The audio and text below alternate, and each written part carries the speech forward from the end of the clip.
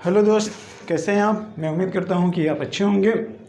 फिर आज एक नए वीडियो के साथ आपके सामने उपस्थित हुआ हूं, एक नए कोटेशन के साथ। बहुत छोटा कोटेशन है, इसको देख लीजिए और समझ लीजिए। हाँ, आपकी अगर कोई राय हो तो आप अपनी राय देने का प्रयास करिएगा अपनी राय देने का प्रयास करिएगा। फिलहाल हम लोग इसको देखते हैं, फिर इसको समझने का प्रयास करते हैं। देखिए, यहाँ पर समाज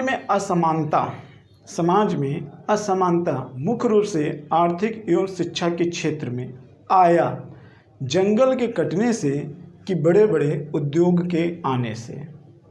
देखिए, यहाँ पे असमानता की बात हो रही है, यहाँ पे उच्चता की बात नहीं हो रही है, असमानता की बात कर रही है। असमानता की बात मतलब कि जो भी हमारे जनसंख्या है, पॉपुलेशन है, वर्ग है, हम उसकी बात कर रहे हैं। तो इसको समझने का प्रयास करते हैं। दो चीज़ आपको बताना है कि जो आर्थिक और शिक्षा के क्षेत्र में जो असमानता आई हुई है, इस असमानता के पीछे किसका योगदान है? जंगल के कटने से कि उद्योग के आने से? बताइए मित्र, जंगल के कटने से आया है कि उद्योग के आने से? असमानता। इस पर ज़्यादा सोचिएगा, ये थोड़ा से लॉजिकल है। तो देखिए, जहाँ तक मेरा विचार है तो मैं ये कहूँगा सबसे ज़्यादा असमानता अपना तर्क आप उद्योग से भी दे सकते हैं, क्योंकि उद्योग आया तो क्या आया? वर्ग आया। और ये वर्ग दो, एक वर्ग अमीर वर्ग, पूंजीवादी वर्ग, और एक तरफ श्रमिक वर्ग यानी कि गरीब वर्ग। ये वर्ग बन गया। उद्योगों से आने से आप देखेंगे तो ये तेजी से दो वर्ग हुए, एक अमीर वर्ग और एक गरीब वर्ग। अच्छा, ध्यान रखिएगा, मैंने मुख्य रूप से आर्थिक और शिक्षा के क्षेत्र में बात किया है, सामाजिक क्षेत्र में बात नहीं किया हूँ। आर्थिक और शिक्षा के क्षेत्र में, सामाजिक क्षेत्र में नहीं, वो अलग मुद्दा है। और दूसरा ये देखिए, जंगल कटा तो जंगल क्या होता है? जंगल के कटने से पहले हम ये जान लेते हैं कि जंगल का मतलब क्या है। जंगल का मतलब ये होता है कि जंगल एक तरीके से सबको समान रूप से संरक्षण देता है,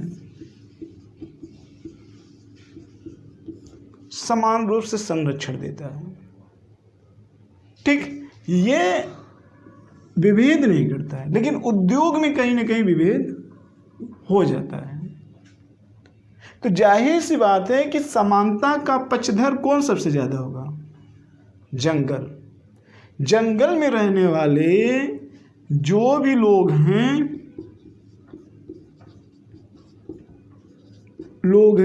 वो अपने क्षमता के अनुसार पूरी तरीके से प्रयोग करने के लिए स्वतंत्र हैं, और जंगल उनको कभी रोकता नहीं है।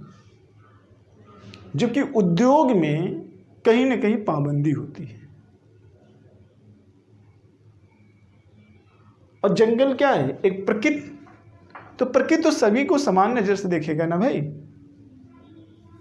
और हर लोग अपनी आवश्यकताओं को पूर्ति करते हैं वहां पर। हाँ, उससे आप बहुत ज़्यादा लेना भी चाहोगे तो वो बहुत ज़्यादा आपको दे नहीं पाएगी। क्या आप हवा को बांध के रख सकते हो? क्या आप जल को कितना बांध के रखोगे? बांध को रखोगे तो तकनीकी के माध्यम से रख सकते हो, सामान्य रूप से तो नहीं ले सकते हो।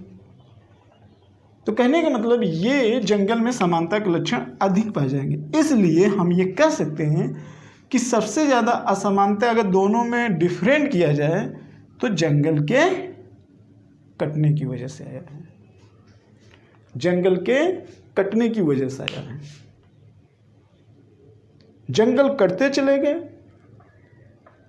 लोग पलायन करते गए, कुछ लोग वहीं पर रह गए, कुछ लोग पलायन किए, तो इस तरीके से अमीरी और गरीबी की खाई धीरे धीरे क्या हो गई, बढ़ती चली गई। और जो जंगल में थोड़ा देर तक बचे भी रहे, कुछ तो बड़े बड़े उद्योग और इंडस्ट्रियल वहाँ पे आए, तो जो उनकी मूलभूत आवश्यकता जंगल से मिलती थी वो भी धीरे धीरे क्या होने लगी, खत्म होने लगी, खत्म होने लगी। ठीक, दूसरे संदर्भों में देखते हैं कि जंगल का संबंध, अगर हम ये कहें, उद्योग किसका समर्थन करता है, नगरीकरण का, नगरीकरण का ये समर्थन करेगा। और जंगल जो है वो किसका समर्थन करेगा, ग्रामीण का। आप देख सकते थे कि बहुत साल पहले, ज़्यादा नहीं, भारत में अगर आप 25 साल पहले चले जाएंगे तो बहुत ज़्यादातर शिक्षा में असमानता नहीं थी। एक ही प्राइमरी स्कूल में बड़े बड़े अधिकारी, बड़े बड़े डॉक्टर के लड़के ही पढ़ते थे साथ में। आज जो हैं, जो बड़े बड़े अधिकारी वगैरह हैं, वो भी प्राइमरी से ही पढ़ के निकले हुए हैं, बड़े बड़े डॉक्टर। लेकिन आज कोई भी बड़ा अधिकारी, कोई बड़ा डॉक्टर प्राइमरी स्कूल में अपने बच्चों को नहीं भेजता है, जबकि वो वही पाठशाला से निकला है। क्यों? क्योंकि शिक्षा के स्तर में असमानता आ गई, ग्राफ हो गया। पहले जहाँ पर 2 ग्राफ होते थे शिक्षा के स्तर में, आज वहीं देखेंगे प्राइमरी के स्तर पर कई तरीके के ग्राफ बन गए हैं और इनकी अलग अलग फीस, अलग अलग व्यवस्था बनी हुई है। तो जाहिर सी बात है कि पहले जो प्राइमरी स्तर में यहाँ पढ़ा हुआ था, आज वो अधिकारी बन गया तो वो अपने लड़के को यहाँ पे भेजेगा, यहाँ पे भेजेगा, यहाँ पे नहीं भेजेगा जहाँ से वो पढ़ के निकला है। क्यों? क्योंकि औद्योगिकरण तेजी से डेवलपमेंट हो गया। क्या ये प्राथमिक पाठशाला समाप्त हुआ है? ये आज भी चल रहा है, लेकिन इसमें अब वो लोग जाते हैं जो इस टाइप के वर्ग के लोग हैं, और ये खाई बढ़ती ही चली जा रही है, बढ़ती ही चली जा रही है।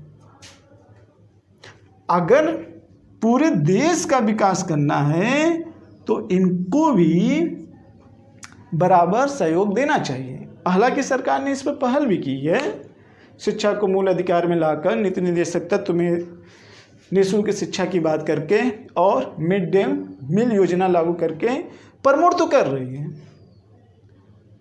प्रमोट तो कर रही है। लेकिन जितना वो कर रही है, क्या वो उतना प्रासंगिक दिखाई दे रहा है?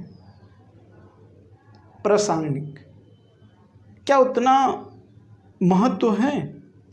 महत्व का मतलब ये कि जो चीज़ें आज उसमें दी जा रही है, तो क्या प्राइमरी में जो लड़का पढ़ रहा है इस समय, क्या जो यहाँ पे पढ़ रहा है, तो इसमें पढ़ने वाला प्राइमरी में क्या वो इतने अनुपात में अधिकारी बन सकता है?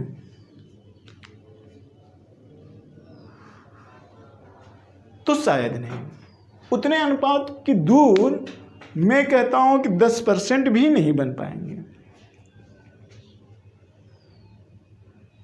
आप कहेंगे कैसे? तो मैं कैसे क्या, विभिन्न प्रकार के प्राइमरी टीचरों का आप जाकर देख लीजिए सरकारी में। मैं एक न्यूज़ चैनल में देख रहा था, तो उसमें मीडिया के माध्यम से ये दिखाई दे रहा था कि किसी को अपने देश के राष्ट्रपति के बारे में नहीं पता, किसी को अपने देश के प्रधानमंत्री के बारे में नहीं पता, किसी को 20 तक पढ़ना तक नहीं आता था। तो जो टीचर को जब नहीं पता इतना ज़्यादा, तो बच्चों को क्या बताएंगे? इससे अच्छा तो जो प्राइवेट कॉलेज हैं, और जो प्राइवेट कॉलेज हैं वो एक तरीके से मैं मानता हूँ उद्योग यानी पूंजीवादी विचारधारा। तो मेरे दोस्त, हर काम गवर्नमेंट के ऊपर मत छोड़िए, कुछ जिम्मेदारियां हम लोगों को भी उठानी पड़ेगी और इस चीज़ को समझना होगा। आप जागरूक होंगे तो सरकार भी जागरूक होगी, और सरकार भी जागरूक होगी तो आप भी जागरूक होंगे। तो मेरी बात आप समझ रहे हैं, तालियां हमेशा दोनों हाथ से बजती है, एक हाथ से नहीं बजती है। तो मुझे जहां तक लगता है कि ये वीडियो आपको समझ में आ गया होगा। अगर इस पर आपको कोई अपना सुझाव या विचार देना हो तो बेशक दीजिएगा, हम आपके विचारों का स्वागत करेंगे। तो इसी के साथ इस वीडियो का मैं समापन कर रहा हूँ। नेक्स्ट टाइम एक नए वीडियो के साथ, एक नए मोटिवेशनल के साथ फिर हम मिलेंगे। जय भारत, जय हिंद।